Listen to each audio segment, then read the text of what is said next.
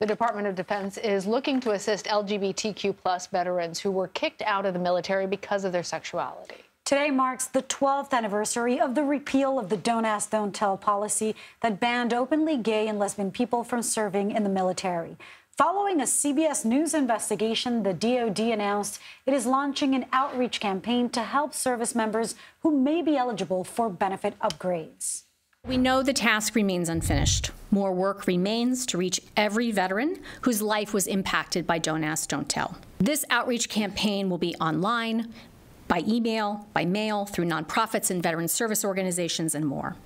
It starts today with a new online resource on defense.gov. CBS News chief investigative correspondent Jim Axelrod joins us now. He and his team have been working on this story for the past 9 months and have been advocating for justice for these folks. So, Jim, so good to be speaking with you today.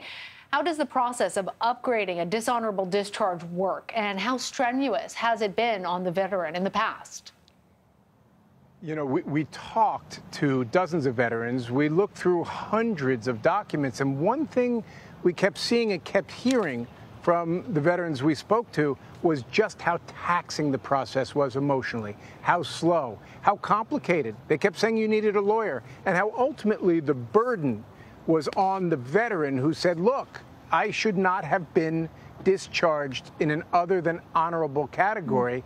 The burden was on that veteran to make the case. And now, and this is one of the biggest points coming out of today's announcement and what you just heard from the briefing today, now the burden is going to be on the military in large part, not to prove why someone shouldn't be discharged in a less than honorable way. The burden is now on the military to prove why they think they should be. That's a big difference. Huge. And so, Jim, I mean, on top of that burden, there's, of course, the constraints that come with having a less than honorable discharge. What does that mean for a veteran? What does that look like for someone? My goodness, we heard story after story of heartbreak. If you are discharged from the military with an other than honorable status, there is a slew of benefits that you cannot access. Think about, in some cases, VA health care.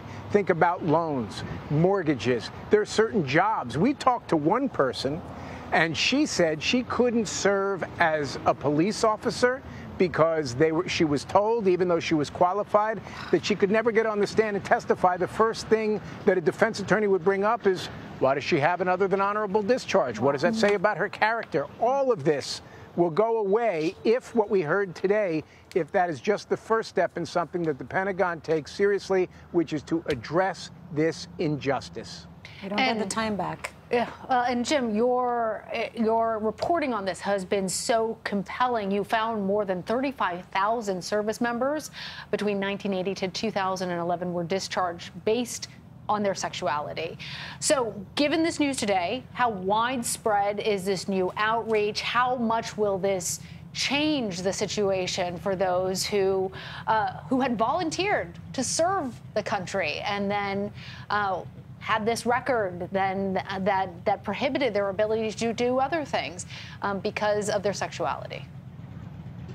Yeah, you know, I'm thinking today of somebody we spoke to for our last piece, Cheryl Farrell, and she said, all I wanted to do was serve the country. I was willing to give up for my life for the country, but was told I couldn't do that because of who I loved. So we're thinking of people like her today, but the answer to your question is this is just a first step. So we did uncover that number. That's a big number, 35,000 between 1980 and the end of Don't Ask, Don't Tell. Right now, the Pentagon's saying, look, there's a first step. We're going to proceed deliberately. There's a category of about 2,000 people that they're going to consider first and look at first, and then see how that process plays from there. Jim, thank you for that truly incredible reporting. Important reporting, important work. Thank you.